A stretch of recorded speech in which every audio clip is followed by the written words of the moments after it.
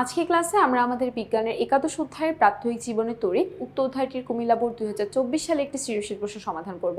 আমরা যদি আমাদের সৃজনশীল প্রশ্নটির উদ্দীপকের দিকে খেয়াল করি, আমরা উদ্দীপকে দেখতে পাচ্ছি বলা হচ্ছে মিসেস ফাতিমা তার বাড়িতে 100 ওয়াটের 6টি বাল্ব, 80 ওয়াটের 2টি ফ্যান এবং 200 ওয়াটের একটি টিভি প্রতিদিন 8 ঘন্টা করে ব্যবহার করেন। তার মাসিক খরচ বা মাসিক বিদ্যুৎ বিল বেড়ে যাওয়ায় তিনি আসলে সাধারণ বাল্বগুলোর পরিবর্তে এমন এক ধরনের বাল্ব ব্যবহার করে যার ফলে তার আসলে বিদ্যুৎ বিলটা আগের তুলনায় কমে আসে।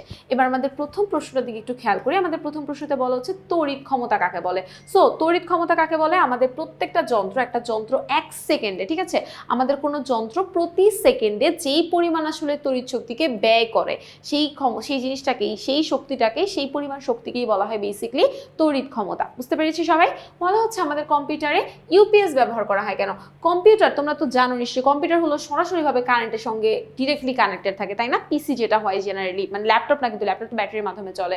সো ধরো কারেন্ট, আমি সোজা কথায় যদি বলে দিই যে কারেন্ট যদি ধরো ধুম করে চলে যায় তোমার, ঠিক আছে, কারেন্ট চলে গেছে, এখন তুমি কম্পিউটারে একটা কাজ করতেছো, একটা কোড করতেছো বা কিছু একটা করতেছো, এখন তখন তোমার যদি মানে কারেন্টটা চলে যায়, তোমার যদি ব্যাকআপ দেওয়া না থাকে, তোমার ওই তথ্যটা কিন্তু হারায় যেতে পারে। সো ইউপিএস থাকলে কি হয়, ইনস্ট্যান্ট হলো গিয়ে তুমি কিছুটা টাইম পাবা, ওই যন্ত্রটাকে হলো গিয়ে, ওই যন্ত্রে তুমি যে কাজটা করতেছো ওই তথ্যগুলোকে তুমি সেভ করে রাখার জন্য ইনস্ট্যান্ট হচ্ছে কিছু সময় পাবা, এটাই।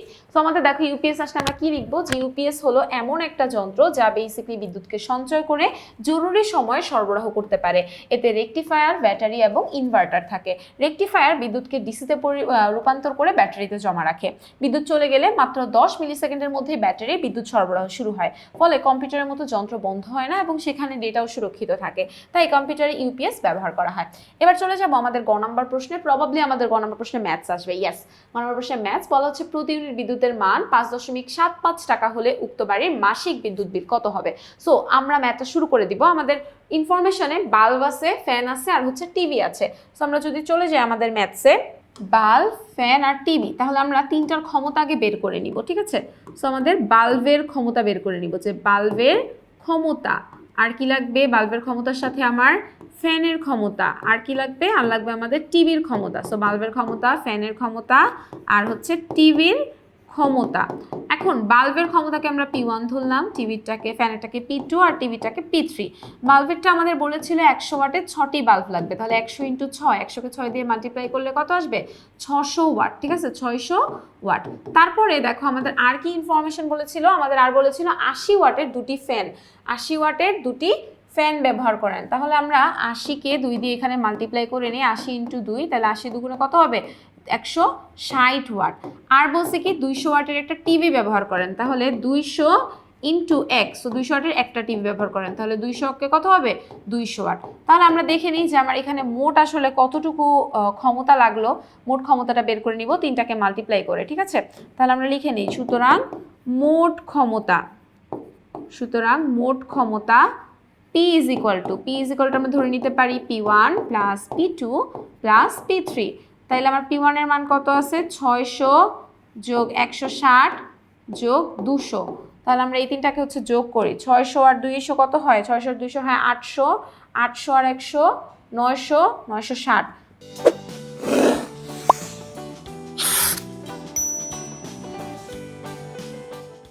সো আমাদের যদি আমি এই তিনটা জিনিস যোগ করি তাহলে আমার কত আসবে ভ্যালু? 600 2 800, 960, তাহলে 960 ওয়াট। এখন আমার কোয়েশ্চেনে আমাদের সময়টা আমরা দেখে নেই। সময়টা বলেছিল সময়কে টি দ্বারা প্রকাশ করব, যে দৈনিক 8 ঘন্টা করে চলে। সো আমাদের এখানে দেখো প্রতিদিন কতক্ষণ করে চলে? প্রতিদিন হচ্ছে 8 ঘন্টা করে চলে। এখন সে তোমার পুরো মাসের বিদ্যুৎ বিল জানতে চাইছে। সো মাসিক বিদ্যুৎ বিল আমরা জানি যদি মাসের কথা বলে তাহলে এক মাস সমান সমান আমরা 30 দিন ধরে নিব, তাহলে 8 × 30 হবে আমাদের টোটাল টাইম, ঠিক আছে? আমাদের টাইম হবে কত? 8 × 30। সো আমরা যাই 8 × 30, তাহলে 3 কত হবে?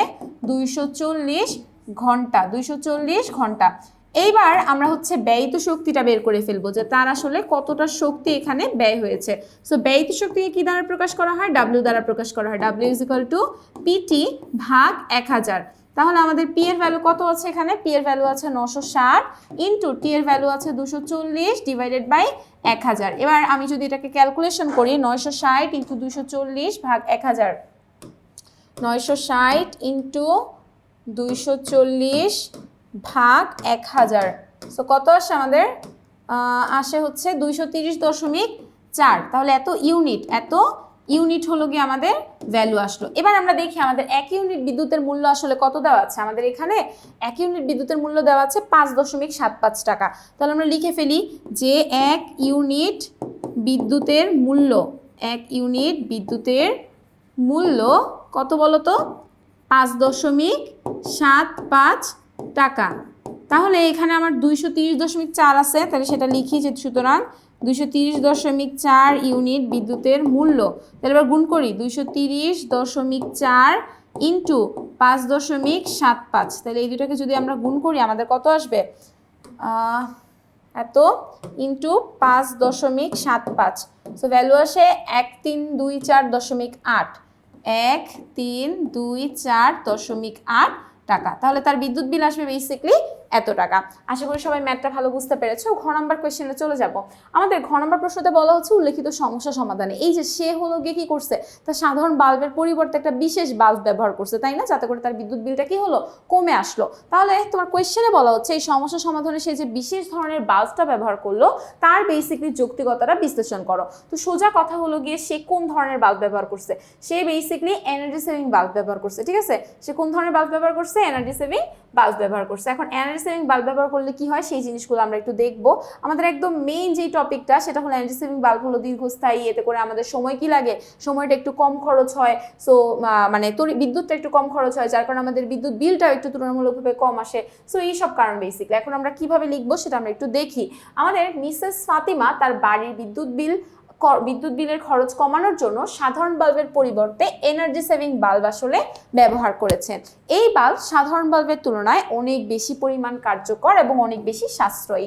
সাধারণ বাল্বের মধ্যে ধাতব ফিলামেন্টকে উত্তপ্ত করে আলো তৈরি করা হয়, ফলে সেখানে প্রচুর পরিমাণে তাপ উৎপন্ন হয়। এতে বিদ্যুতের অনেক অংশই তাপ হিসেবে অপচয় হয় এবং বেশি বিদ্যুৎ খরচ হয়। কিন্তু আমাদের এনার্জি সেভিং যে বাল্বটা রয়েছে সেখানে তাপের অপচয় খুবই কম হয়, তাই কম বিদ্যুৎ ব্যবহার করেই বেশি আলো পাওয়া যায়। একটা সমীক্ষায় দেখা গিয়েছে যে যদি একটা পরিবারে ব্যবহৃত সব সাধারণ বাল্বের পরিবর্তে এনার্জি সেভিং বাল্ব ব্যবহার করা হয়, তবে যেই পরিমাণ বিদ্যুৎ আসলে সাশ্রয় হয় সেই মানে বিদ্যুৎটা দিয়ে প্রতি বছরে প্রায় 30 লক্ষ নতুন পরিবারকে বিদ্যুৎ সংযোগ দেওয়া সম্ভব। তার মানে বুঝতে পারতেছো আমাদের সাধারণ বাল্বগুলো আসলে আমাদের জন্য কতটা মানে বিদ্যুৎ আমাদের নষ্ট করে দেয়। সেই জন্য বেসিক্যালি আমাদের এনার্জি সেভিং বাল্বগুলো কি করতে হবে, ব্যবহার করতে হবে। যদিও আমাদের এই বাল্ব কিনতে একেবারে কিছুটা বেশি খরচ করতে হয় এবং এটা সাধারণ বাল্বের তুলনায় 3 থেকে 25 গুণ বেশি সময় টিকে। তার মানে সাধারণ বাল্বটা আমাদের যেই কদিন পর্যন্ত টিকে, যেই কদিন পর্যন্ত দীর্ঘস্থায়ী হয়, তার থেকেও বেশি পরিমাণ টিকে বেসিক্যালি আমাদের এই ধরনের এনার্জি সেভিং বাল্বগুলো। তবে এটার খরচ কিছুটা বেশি, মানে সাধারণ বাল্বের তুলনায় অত সস্তা না। বলা হচ্ছে ফলে আমাদের দীর্ঘমেয়াদে নতুন বাল্ব কেনার খরচও অনেকটা কমে যায়। বলছে আমাদের এনার্জি সেভিং বাল্ব ব্যবহারের ফলে আমাদের বিদ্যুতের বিলটাও অনেকটা কমে আসে, যেহেতু আমাদের তড়িৎটা হলো গিয়ে কম অপচয় হয়, তাই বিদ্যুৎ বিলটাও কি হয়, কমে যায়। যেহেতু এগুলো আসলে কম বিদ্যুৎ খরচ হয়, তাই আমাদের মাস শেষে যে বিদ্যুৎ বিল পরিশোধের যে পরিমাণটা সেটাও কম হয়ে যায় এবং এতে করে আমাদের পরিবারের কিন্তু অর্থটা অর্থাৎ টাকাটাও কিন্তু সাশ্রয় হয়ে যাচ্ছে।